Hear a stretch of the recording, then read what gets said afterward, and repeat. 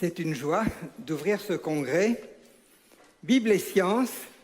Et on va commencer effectivement, comme l'a dit Nathalie, par se poser une question fondamentale sur nos origines. En fait, ça détermine tout.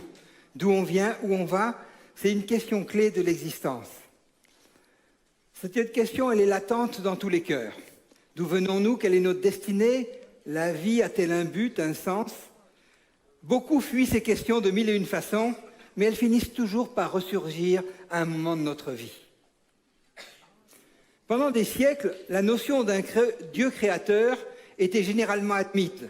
Par exemple, Blaise Pascal disait « La nature a des perfections pour montrer qu'elle est l'image de Dieu et des défauts pour montrer qu'elle n'en est que l'image. » Ou alors, Newton nous disait « Il y a des vérités à découvrir dans deux livres dont Dieu est l'auteur.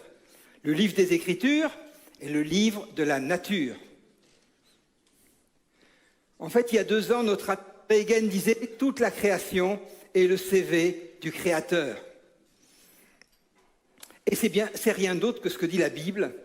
En effet, les perfections invisibles de Dieu, sa puissance éternelle et sa divinité se voient fort bien depuis la création du monde quand on les considère dans ses ouvrages. Alors là, on va un peu se balader de l'infiniment petit de l'ADN à l'infiniment grand du cosmos, et on y verra aussi bien la gloire de Dieu dans le petit que dans le grand. Certains nous disent, mais la foi, ça va empêcher la science d'avancer. Alors, c'est certes pas la vérité.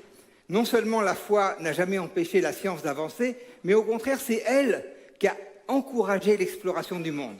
Quand on regarde ceux qui ont fondé la science moderne et qui ont donné leur nom aux unités qu'on utilise, tous ces gens-là étaient des chrétiens engagés. Pascal, Newton, Faraday, Kelvin, Ampère, tous ces gens-là étaient des chrétiens engagés.